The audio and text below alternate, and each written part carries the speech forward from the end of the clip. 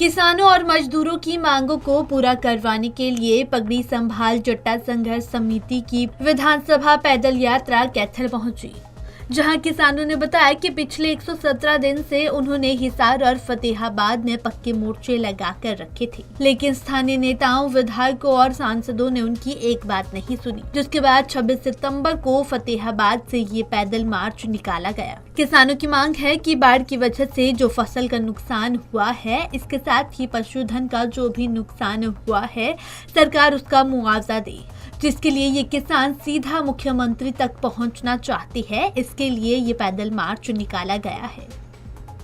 यात्रा का उद्देश्य देखिए, जो बाढ़ की वजह से जो किसानों की फसल बर्बाद हुई है और जो नमी की वजह से उनका फसल खराब हुई है, उनको मुआवजा दिलाने के लिए ये चंडीगढ़ कूच कर रहे हैं। और सरकार बदनीयत से काम कर रही है, क्योंकि सरकार की मनसा ही खराब है। सरकार चाहती है कि जुमला दिखा करके इनको मुआवजा की जो मांग है उसको ना दे करके अपनी बात को ऊपर रखना चाहती है, लेकिन किसान परेशान है, इसको मुआवजा चाहिए है, मजबूरी है। और कोई भी लड़ाई हो किसानों की, निरंतर लड़ाई हम तभी लड़ सकते हैं जब हमारा संगठन मजबूत हो और जब हमें संघर्ष करना पड़ता है और साथ में एक हमारा जो हौसला है वो साथ में होना चाहिए, तब जाके हम लड़ाई निरंतर लड़ सकते हैं। पैदल मार्च चलने का क्या उद्देश्य है? पैदल का क्या? पैदल मार्च चलने का कोई ज़रूरी नहीं था, मजबूरी है। सरकार को जगाने के लिए पैदल मार्च निकाला है और ये गले की फांस बन के बैठेंगे वहाँ जब तक हमारे किसानों को मुआवजा नहीं दिया जाएगा। कहाँ से शुरू हुआ है, कहाँ खत्म हुआ है? ये फतेहाबाद से शुरू हुआ 26 तारीख को। फतेहाबाद पक्का मोर्चा से शुरू हुआ है और 2 तारीख को विधानसभा का घेराव करेंगे। ये यात्रा हमने 26 सितंबर से फतेहाबाद पक्का मोर्चे से शुरू किया, क्योंकि पिछले 117 दिन पक्का मोर्चा हमने हिसार के अंदर लगाया, दिन रात किसान डटे रहे, और 50 दिन के लगभग होने को है जहाँ फतेहाबाद के अंदर मोर्चा लगा।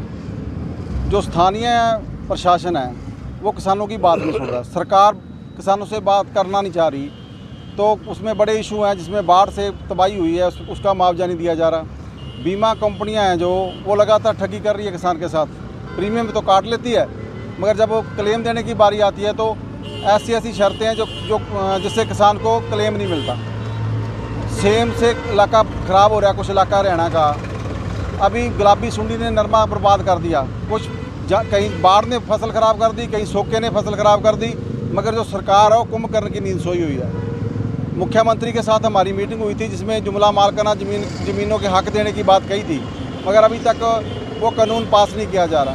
ये तमाम मुद्दे हैं, इन मुद्दों को लेकर हमने हरियाणा के किसानों को ये न्योता दिया कि आओ पैदल विधानसभा चलें। ये हरियाणा के इतिहास में पहली बार जो हरियाणा का किसान है वो विधानसभा पैदल जा रहे हैं। आप देखोगे इसमें बच्चे भी शामिल है, बुजुर्ग भी शामिल है, महिलाएँ भी शामिल है, ट्रैक्टर ट्राली गाड़ियों के काफिले भी शामिल है, और साथ ही पैदल चल रहे हैं। इतना तपती गर्मी में भी 80-80, 85 साल के बुजुर्ग हैं जो पैदल जा रहे हैं, मगर जो खट्टर सरकार है वो सोई हुई है, उसे जगाने के लिए विधानसभा जा रहे हैं। और ये हमारा जो ये मार्च है ये 2 तारीख को चंडीगढ़ की तरफ आगे बढ़ेगा। 2 तारीख को हज़ारों किसान हरियाणा के इस मार्च में शामिल होंगे। हम आपके चैनल के माध्यम से सब किसानों को न्योता भी देना चाहते हैं, अधिकारों की लड़ाई को तेज़ करने के लिए आओ मैदान में, सड़क पर चलेंगे, इस सरकार को घेरने का काम करेंगे। वहीं इन किसानों का कहना है कि रास्ते में आने वाले शहर में हर किसान को जागरूक किया जाएगा और 2 तारीख को चंडीगढ़ में भारी संख्या में किसान पहुंचेंगे और सीधा मुख्यमंत्री से बातचीत करेंगे। Bureau report, Punjab Kesari TV.